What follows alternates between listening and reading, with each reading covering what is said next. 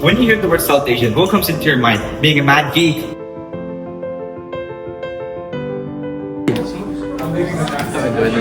I love math. Being a nerd? Oh my god, I love studying so much. Maybe a future engineer? When I grow up, I want to be an engineer. Or being illiterate? These Wait, what is this? Huh? I don't understand it. are some images that South Asian people go through which ruins their reputation. This documentary will be talking about how real stereotypes affect people, and here's what we can do about it. So what are racist stereotypes? Racist stereotypes are simplified and often hurtful assumptions toward a certain group of people. For example, for South Asian people, the assumptions are they're scammers, they only eat curry. These do not define us for who we are. We have to tell people that these stereotypes are harmful, unfair, and untruthful. 1 in 3 South Asian youth in Canada have felt pressure to meet academic stereotypes. So, who am I here with today? Doctor. So, what is there something you want to tell people about South Asian youth? They're very cultured, first of all, meaning they're very hardworking, they respect their elders, and they worship God on a daily as well. They do puja and whatnot, and they're very courageous and ambitious. So they also break the stereotype of wearing deodorant and showering every day. A big red dot, so definitely we have a target or so? First of all, it's not a target. It's we put on daily to worship God in the morning and to cleanse ourselves, make ourselves pure, and yeah, it's not a target for sure. That's the stereotype we need to break. Thank you. Okay, so who am I here with today? Rafi Javed. So, what is that one stereotype that really bothers you as a South Asian? One stereotype that really bothers me as a South Asian is the fact that everyone assumes that I want to be an engineer or a doctor. But me, myself, I am really into photography. And people say that's not sustainable. That because I'm South Asian, I can't do that. So, how does that make you feel emotionally or mentally? It makes me feel boxed in. Like, no one sees me as who I am. They just see me as another brown kid just trying to fit in. So, you have to go. Who am I here with today? Goes on that. So, do you feel free to express yourself as a South Asian? Well, not always, right? When I first started talking to my parents about maybe growing my hair out a little bit, they shunned it down. They were like, oh, this isn't the proper etiquette to carry yourself around in public. You should keep it in a side part or a comb over and keep the hair as short as you can. To look professional in schools and also in the workplace, right? Because what will other people think, right?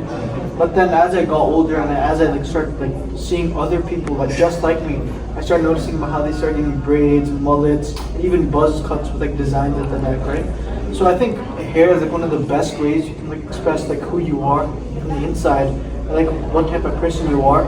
And as time progresses, I think it just gets easier for South Asians like me and you to express who we are.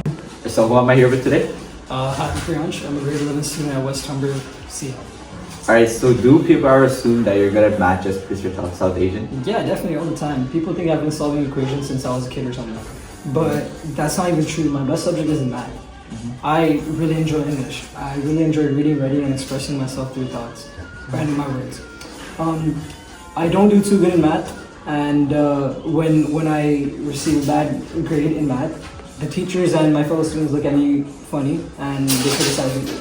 But I think that is a result of the stereotype that's been built around brown people and their expertise in that.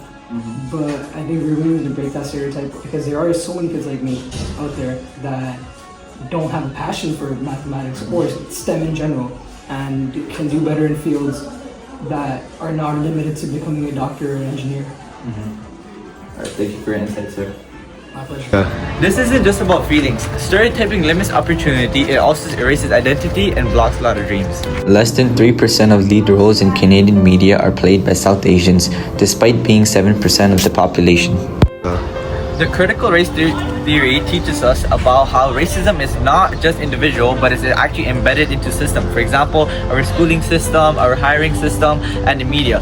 For example, a teacher assuming that a brown kid is just good at science. Maybe they're overlooking their other talents. For example, they're a great leader or a great musician. What am I here with today? Alright, what's up? So, what do you wish that people knew about South Asians? I wish they knew more than the stereotypes, and not all of us are the same. And we're also creative, we're artists, and we're also very athletic. So, what would you like to tell someone that believes in these stereotypes? I would like to think outside the box and get to know us in a more unique way, and also get to know everybody's personal experiences. Organizations are already leading the change, like Brown Girl magazine. They amplify real South Asian stories through powerful storytelling, videos, podcasts, and articles. They challenge stereotypes by sharing rich diversity of our culture, highlighting entrepreneurs, artists, activists, and everyday people whom stories are often ignored. From mental health to pop-up culture to identity, they're creating a space for South Asian people to be seen and heard. But this change can't just stay online. It needs to live in our school, our media, and our communities. As a student, I created this video to raise awareness about the harmful stereotypes South Asians face every day, and encouraging other youths to speak out, share their own stories, and be proud of who they are. Real change starts with us.